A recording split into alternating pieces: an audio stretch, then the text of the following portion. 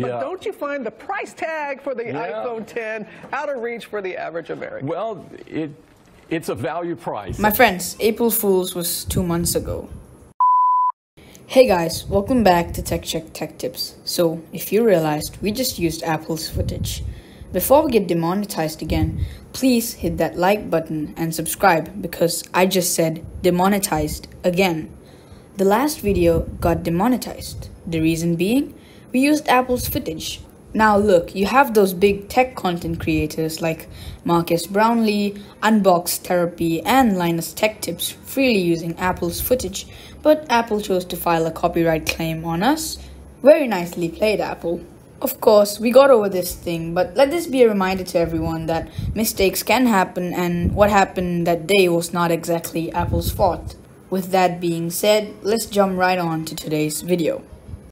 I was just talking about Apple. The complaint happened to be a timely thing. But today's video is about top reasons why you shouldn't get an iPhone. Some things that they don't tell you in reviews. So we asked our friends who use iPhones about the things that get them annoyed. The small things. These small things you begin to realize once you've used them for a while. We are the first channel to do this and we hope you learn something new. With the very long intro out of the way, this is reason number 1. Let's start with something that you always notice, the design. Yes, I'm talking about the notch. It has stayed the same for 3 years now. Ever since the iPhone X, the design of the new iPhones have not changed. And what makes this fact worse is that it has stayed the same for 2 years prior to the iPhone X, from ever since the iPhone 6 to the iPhone 8.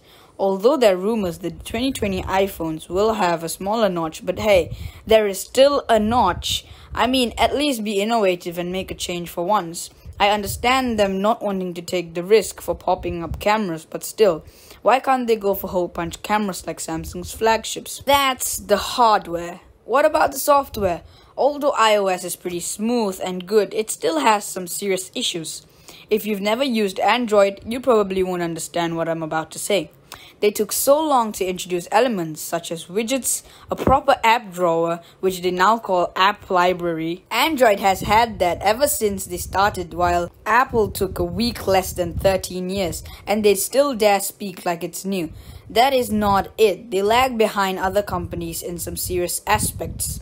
They still do not have 5G capabilities. I agree that other companies did not as well, but what stopped them from making a separate 5G model? Next problem, iPhones do not have a high refresh rate display. Now, when flagship companies such as OnePlus and Samsung are using a 120Hz display, Apple phones are still stuck at 60Hz.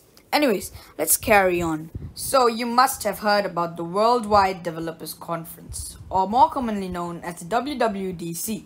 This year, they announced 3 revolutionary features, which are totally not taken from Android.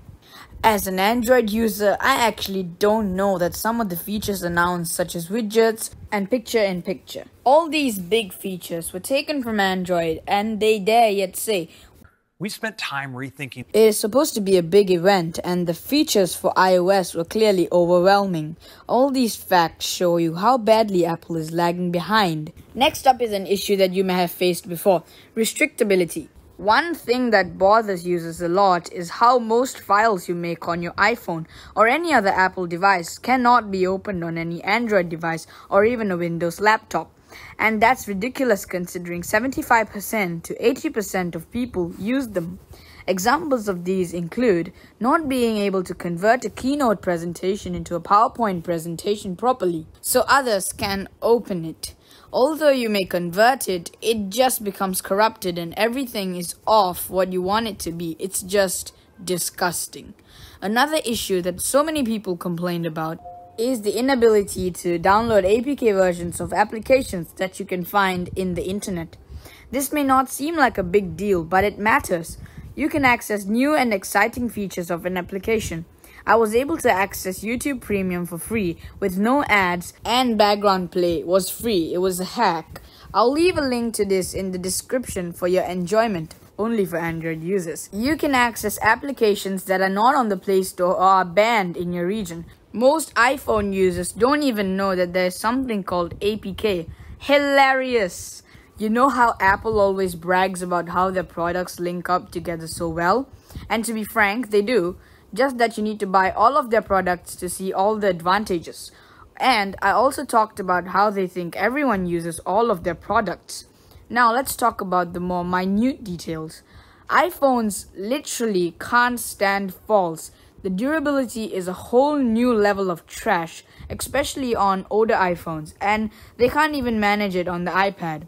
Secondly, there is no back button. Imagine having to reach up all the way to the corner of your screen just to go back, while you can just press a button on Android. Small things matter.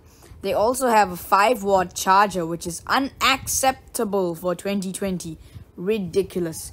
And they even have the guts to not ship the iPhone 12 with a charger. Actually, this literally means that any non-Apple users can't switch since they will not have a lightning cable. After all that we said, Apple is a great company and they make great products. The choice is yours on whether you want an iPhone or not. So, I hope you enjoyed this video. If you did, don't forget to leave a like. If you want to see us do more of these types of videos, such as why you should not buy a Samsung phone, make sure to let us know in the comment section down below. And we'll see you next time. Ciao!